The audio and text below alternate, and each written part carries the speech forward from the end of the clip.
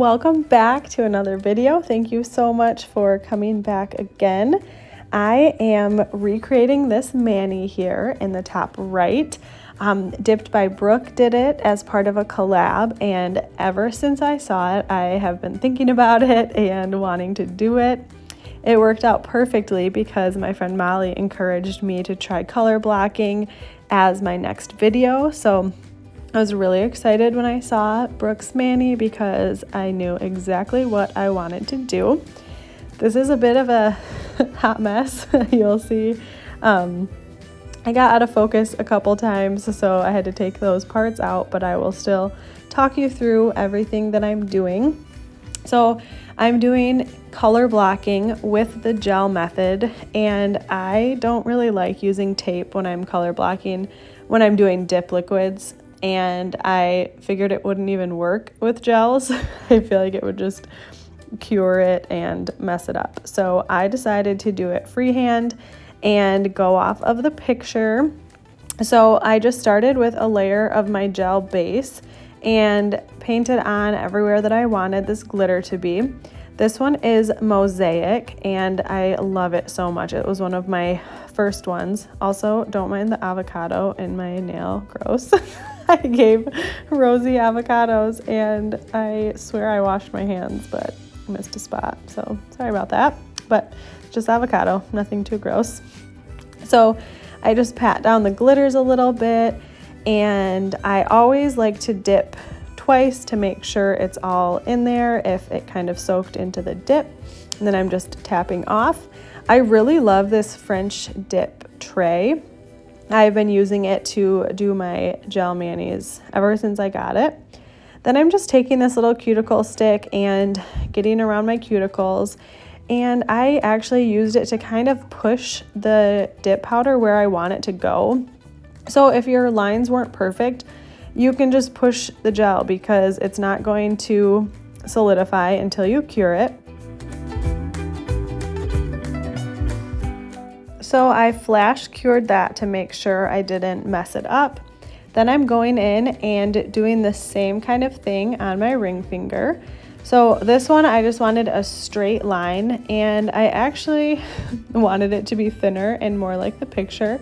So I could have totally used a thinner brush, but I was lazy, didn't want to get one out. So I just did it with my regular brush, and it turned out really cute. I like it. It's just not exactly like the picture, which is totally fine because it's always good to put your own little twist on it. So again, why I love doing the gel method with any kind of, extra thing. It gives you time to move your glitters in place wherever you want them. You don't have to try to hurry until your base is drying. It's just gonna move wherever you want it until you cure it. That said, my dip liquids are medium dry time, so they are good for doing kind of designs and stuff like that to give you a little extra time. But this just really lets you take your time, get it exactly where you want it, and get it placed before you cure.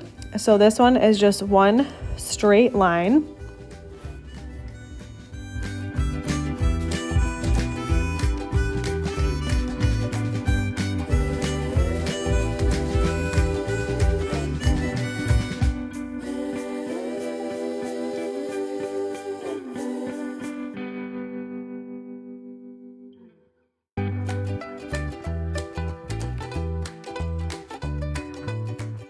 For my middle finger, I'm doing the exact same as I did on my thumb.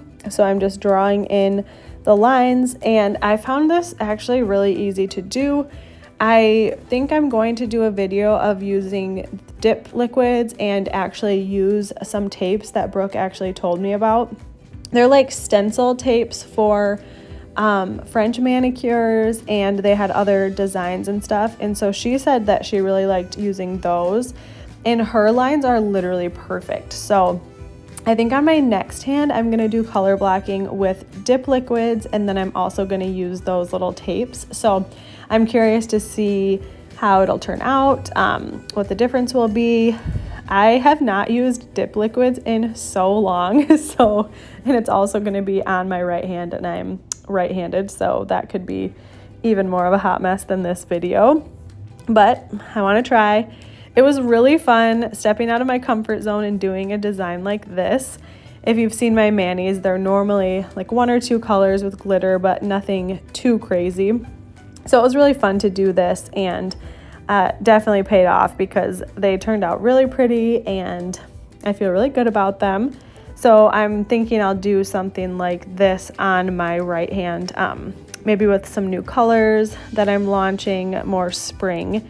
But I was just really feeling this like romantic vibes, soft colors, and the next color that I will be using on this one is rose water, and the two paired perfectly. But you hear me say this a lot, rose water goes with everything, and I don't think I've ever used a dip as many times on as many different manis as I have that one. So I was just happy that that worked out. Again, I'm just using that little cuticle pusher tool and moving the glitters where I want them to go. These, I really love using those little cuticle pushers. I try to include them in orders, and if you ever want one, just feel free to reach out to me and I will send you a couple with your order. They are awesome. So this one is just my normal method of applying one full layer of the gel base, and then I'll be laying my finger flat into the glitter. So if you haven't seen my videos before, when I'm doing the gel method and using glitters, flakies, foils, I like to lay my finger into it, because with gel you want to pour over if you're going to be using a solid color, because if you dip into it you run the risk of smudging it because it's not going to dry. So I like to shimmy my container of the glitter so that the pieces are brought to the top and then they lay nice and flat. So you can see if a piece falls off or you don't have the pieces how you want, you can just get a little bit of the gel base on the cuticle tool and then stick it on. And another reason why I just really like using the gel method, so you can get any spots that you missed. And it got out of focus, but with this one, I accidentally filed off too much and took off some of the glitter after I did the base coat to encapsulate. So it's very forgiving. I was able to just stick a piece back on and then put base over top of it, and it was totally fine. So here I'm just kind of getting them into place. And next I will be curing and going in with my second coat.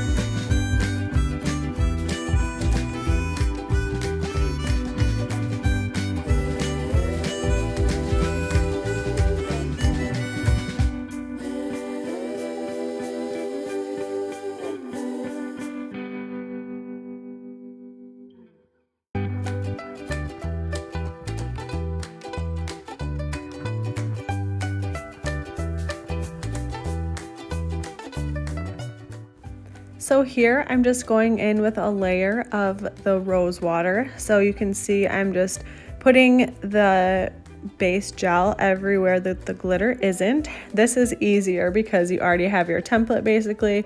So you just make sure to try not to overlap it, but get it as close as possible.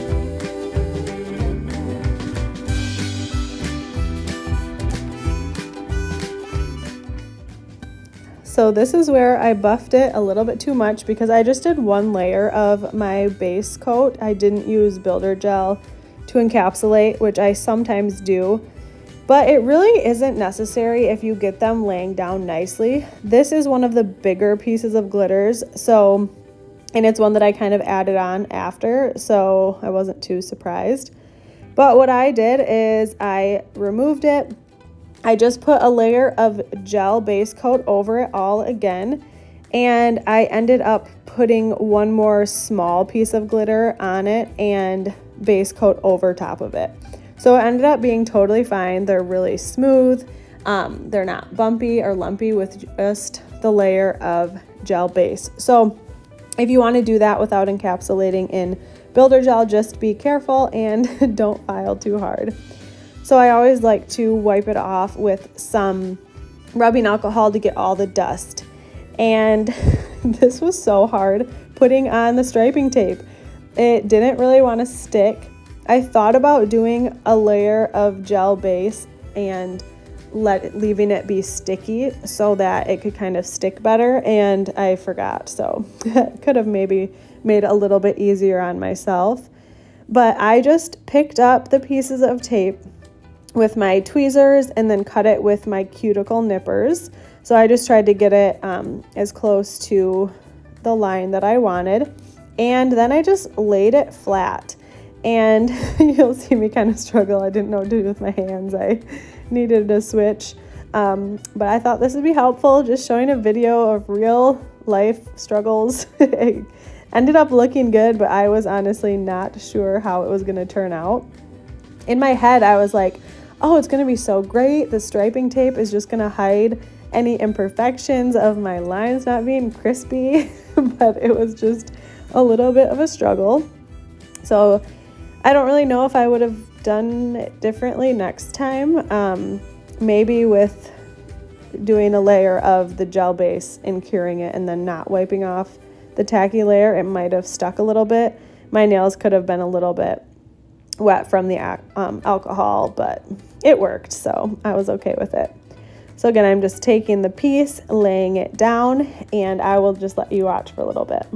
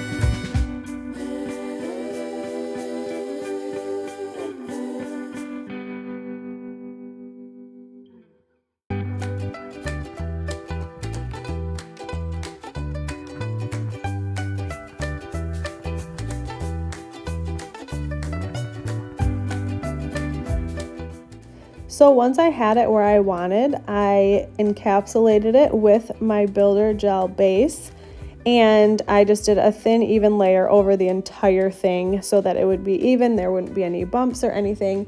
And the striping tape is really awesome. Like, it goes on really nice and smooth. I can kind of feel it if I rub my finger over my nail, but it's like nothing drastic. So I liked that it was nice and thin and didn't give it a bunch of texture on my nail. So I'm going to do the exact same thing on the rest of my nails with the striping tape and the gel base.